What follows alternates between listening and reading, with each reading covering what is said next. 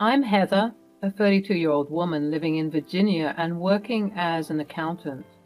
I met my husband Mike 9 years ago through some mutual friends. He currently works in a field that requires him to be on call. This means that he is constantly traveling. Although we don't spend a lot of time together, we're still very happy with each other. Mike always makes sure to get me something when he comes back from one of his business trips, and I always make sure we have reservations at a nice restaurant for a date. It has been tough, but it has all felt worth it. Never in any relationship had I felt so safe and loved. I guess you could compare our relationship to those that you see in the movies. We were madly and deeply in love with each other. We always had each other's backs. My problems were his and vice versa, which is why this incident confused and hurt me to such a large extent. It all started 2 weeks ago. My husband Mike was called on duty again. He would need to spend 6 days in the next city. It was a good 10-hour drive from our place. I was a little sad because Mike had only just come back home 5 days ago from a week-long business trip, and he was going back again. Sensing my upset mood, Mike came over to me and wrapped me in a tight and comforting hug. "I can't believe you're leaving again so soon, Mike. It feels like we just had you back home." "I know, babe. I hate being away from you too, but duty calls and I have to go. It's part of the job." "I understand that, baby, but it's been so hard lately. You're always on these trips and I miss you so much. I need you here with me." "I miss you too, darling. Believe me. I wish I could be here more often, but you know how demanding my work can be. It's not easy for me either. I just worry about you. These trips, the long hours, the stress, it's taking a toll on you, and I can't help but feel like I'm being left behind." "My love, you are never left behind. You're always in my thoughts, no matter where I am. I love you, and I'll always come back to you. You're my anchor, my home." "I love you too, sweetheart. But sometimes I need more than just words. I need your presence, your support.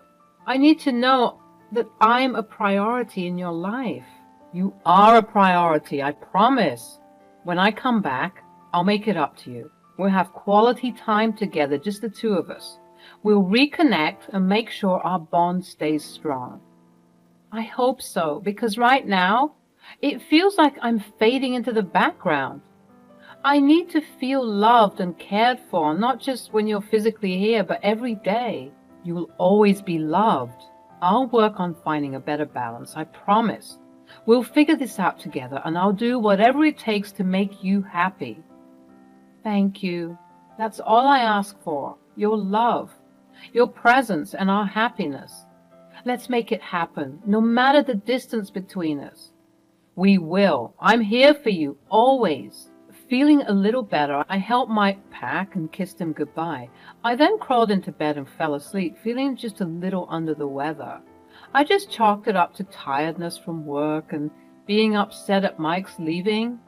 The next day I woke up with a couple of sniffles and a slightly itchy throat, so I took all the medication I needed to take to prevent it, along with some good home remedies to patch me up.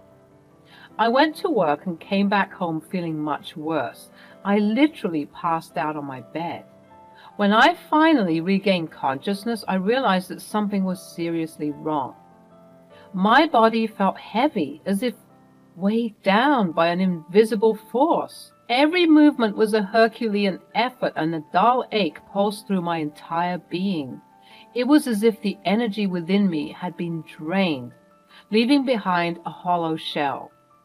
The sniffles and itchy throat from the previous day had transformed into a full-blown assault on my respiratory system. Each breath was a struggle, accompanied by wheezing and a persistent cough that racked my weakened frame. The home remedies and over-the-counter medications I had relied on earlier seemed ineffective against this relentless onslaught. I mustered what little strength I had and forced myself to go to work. determined not to let this illness defeat me. But the moment I stepped through the office doors, exhaustion washed over me like a tidal wave. My limbs felt like lead, and my mind struggled to focus on even the simplest of tasks. My boss gave me the day off and told me to come back when I was better. By the time I made it back home, I was completely drained, physically and emotionally. My body screamed for rest, and I obliged, collapsing onto bed with a bone-deep weariness. As I drifted in and out of consciousness, the illness continued its relentless assault on my body. The once familiar comfort of my bed became a battleground where fever raged and chills coursed through my veins. Each waking moment was met with a renewed sense of weakness, as if my body was waging a losing war against an invisible enemy. In my daze, I managed to call Mike. I needed him by my side right now because there was no way I was going to be able to take care of myself. I felt way too weak to even get up. "Mike, I can't do this alone. I'm so sick. I need you here with me. Please just come back home. I can't take care of myself right now." "Babe, I wish I could, but I can't leave work right now. You know how demanding my job is, and they need me here. I'm sorry, but I can't come back." "Can't you see how much I need you? This isn't just some minor illness. I'm scared, Mike. I feel weak, and I don't know what's happening to me. How can you prioritize work over your own wife's well-being?" "It's not about prioritizing work over you. It's about fulfilling my responsibilities. I have deadlines, meetings, and commitments that I can't just walk away from. I have to think about the bigger picture." "The bigger picture? What about our marriage, Mike? What about the vows we took to be there for each other in sickness and in health? This is when I need you the most, and you're choosing work over me?" "I'm not choosing work over you. I'm trying to balance everything. I can't just abandon my job whenever something comes up. You have to understand that." "Understand? Understand that my husband can't be bothered to be here when I'm suffering? Understand that your career takes precedence over my well-being? No, I can't understand that. It's not fair, and it's not how a marriage should work." "You're being unfair, Heather. You're making it seem like I don't care. But that's not true. I care about you. But I have responsibilities. I can't just drop everything." "Well, it's clear where your priorities lie. I needed you, and you let me down. I hope you never have to feel as abandoned and betrayed as I do right now. Goodbye, Mike." "Baby, please." Feeling utterly betrayed, I hung up the phone, tears streaming down my face. It was as if our once unbreakable bond had been shattered into irreparable fragments. I couldn't fathom how the person I loved and trusted the most could turn his back on me in my time of need. This belief washed over me as if I couldn't comprehend the reality of his response. How could the man I loved and trusted turn his back on me in such a vulnerable moment? Anger surged through my veins, fueled by the injustice of it all. How dare he prioritize his own health and fears over my well-being? The very foundation of our relationship seemed to crumble beneath me, and I struggled to make sense of his actions. Confusion clouded my mind as I grappled with conflicting thoughts. I questioned the depth of Mike's love for me, wondering if his concern for his own well-being overshadowed his commitment to our partnership. Doubt seeped into my heart, eroding the trust that had once been the bedrock of our relationship. In my desperation, I reached out to my best friend, Emma. She had always been there for me, a constant source of support and love. Through choked sobs, I explained the situation to her, pouring out my frustration and hurt. Without hesitation, she reassured me that she would be by my side, taking care of me in Mike's absence. Emma went above and beyond to take care of me. She made sure I had everything I needed, from preparing meals to getting my medications. Her dedication to my well-being was unwavering, but her care went beyond just the physical stuff. Emma was there to listen and provide emotional support. She was my sounding board, lending a sympathetic ear as I vented my frustrations. Her presence alone brought me comfort and reassurance. She also boosted my spirits with her humor and laughter, reminding me that joy still existed despite my struggles. Emma's unwavering belief in my strength and resilience gave me the confidence to face whatever challenges came my way. I tried to let go of the hurt I felt and tried to instead focus on recovering. 2 days later, I was only getting worse.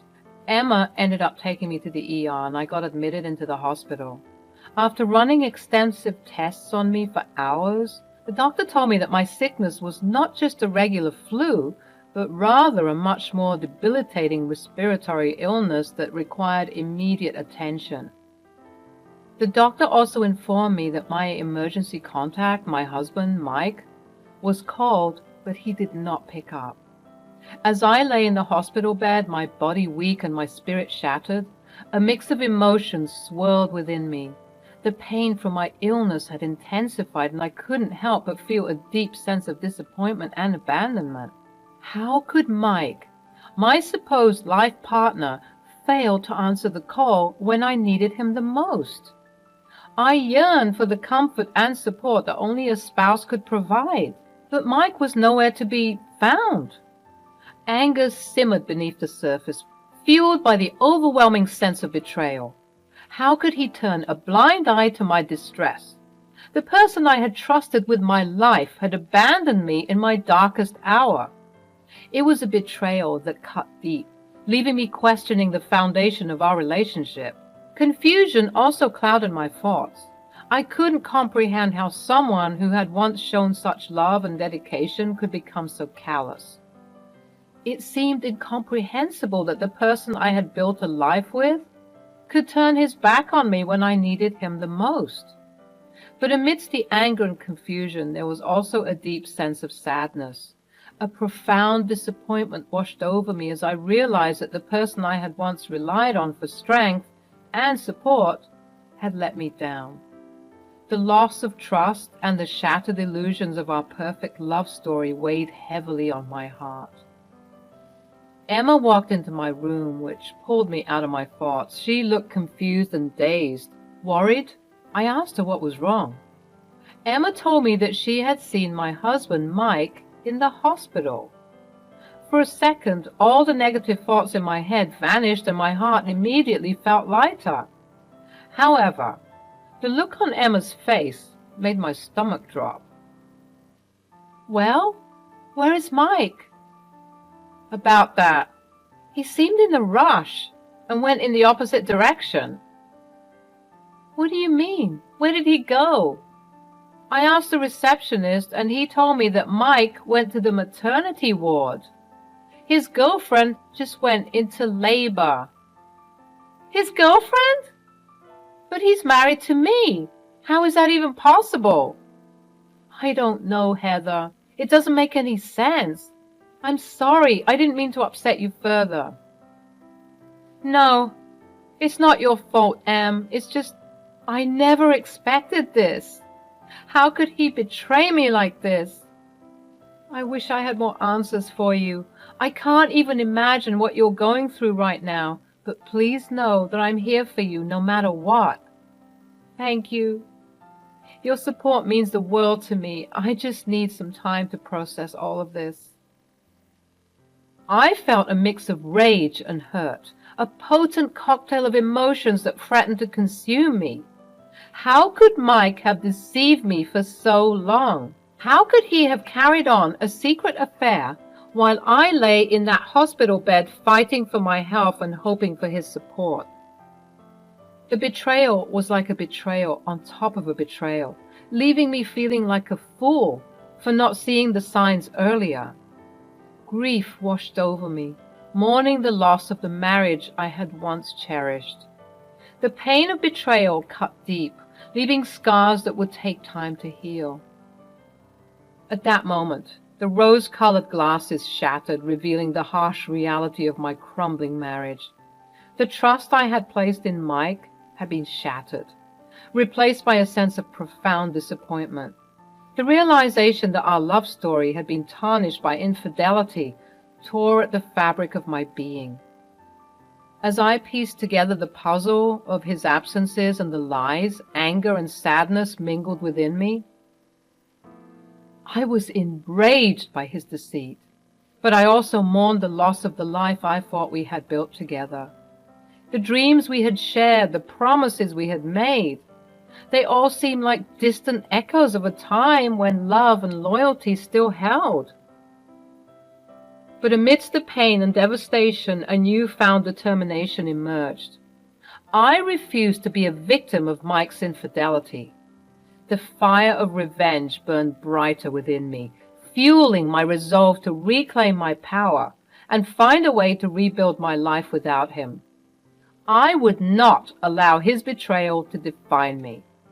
With each passing moment, the pieces fell into place, forming a clearer picture of the reality I had been living in. And as painful as it was to acknowledge, it also ignited a spark of strength within me. I was no longer the naive woman who had blindly trusted her husband's excuses. I was a survivor, ready to embark on a journey of self-discovery and retribution. As I lay in that hospital bed, nursing my broken heart and battered body, a plan began to take shape within the recesses of my mind.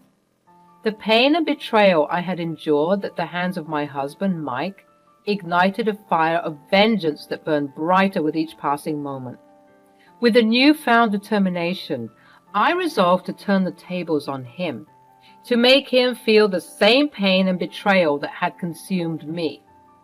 Revenge became my driving force, and I carefully crafted a devious plan to ensure he would pay for his actions.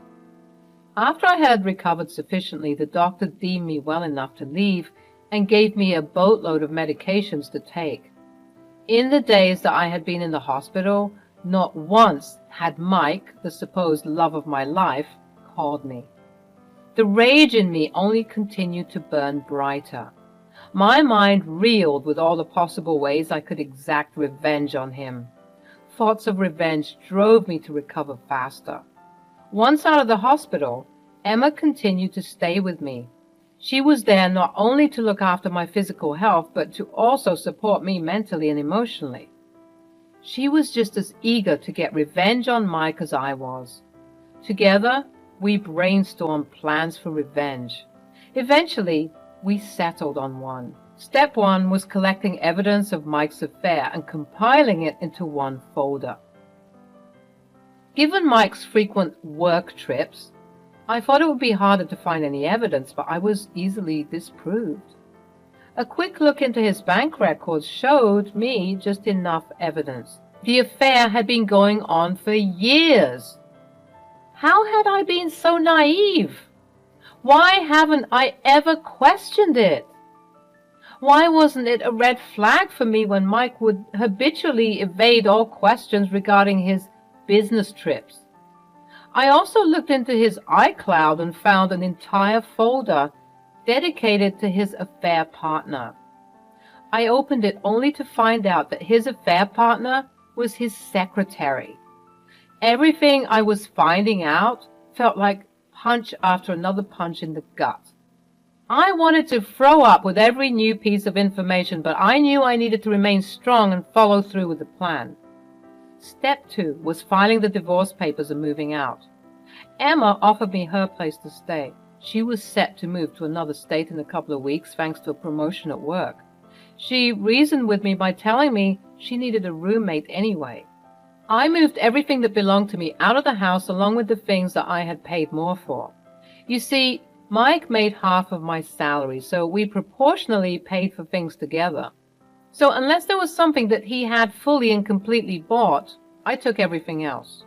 Never have I ever been so grateful to have kept our finances separate. I got in touch with a good divorce lawyer that wrote up a pretty ironclad agreement demanding alimony from Mike on account of his adultery and negligence. Step 3 was waiting for Mike to get back and be greeted by an empty house and divorce papers. This happened 2 days later. He spammed my phone with calls and texts, anxious about my whereabouts. I was tempted to answer because he seemed so genuine and desperate, but Emma stopped me.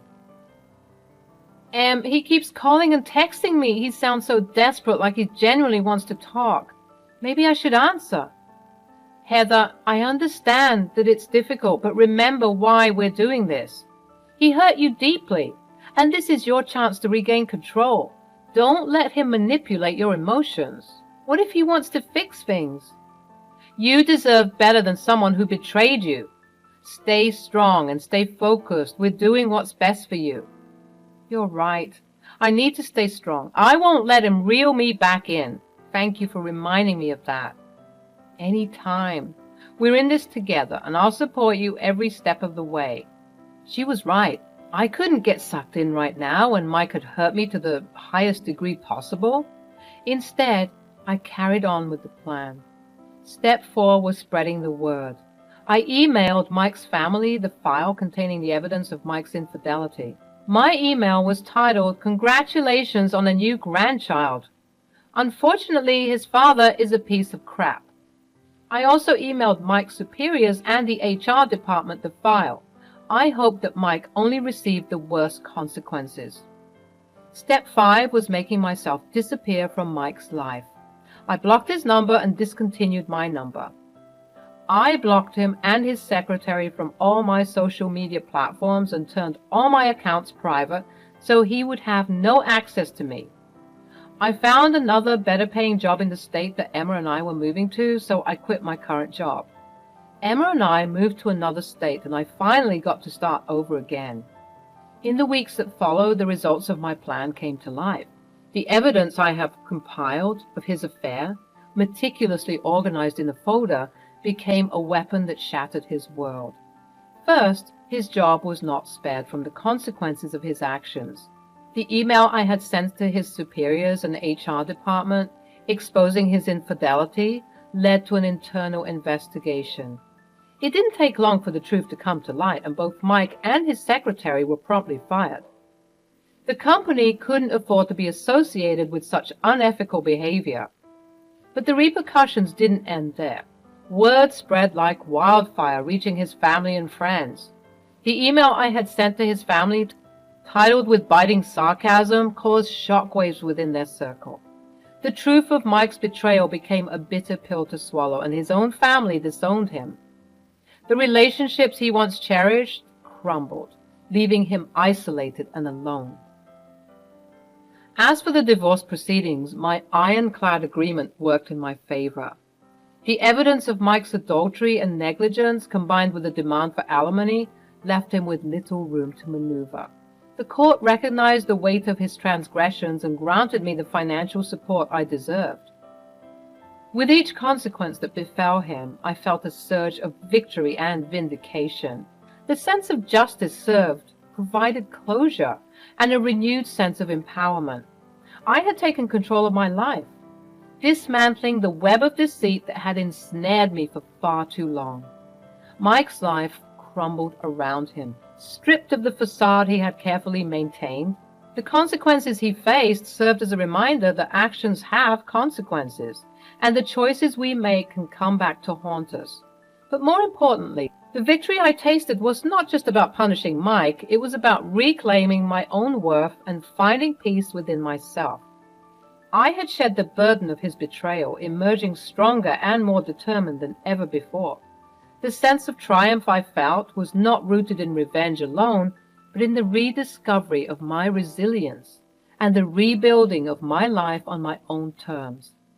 In the end, I stood tall, a survivor of heartbreak and betrayal, ready to embrace the future with newfound strength and an unwavering belief in my own worth. The journey had been arduous, but the victory was sweet, reminding me that I was capable of overcoming even the darkest moments of my life.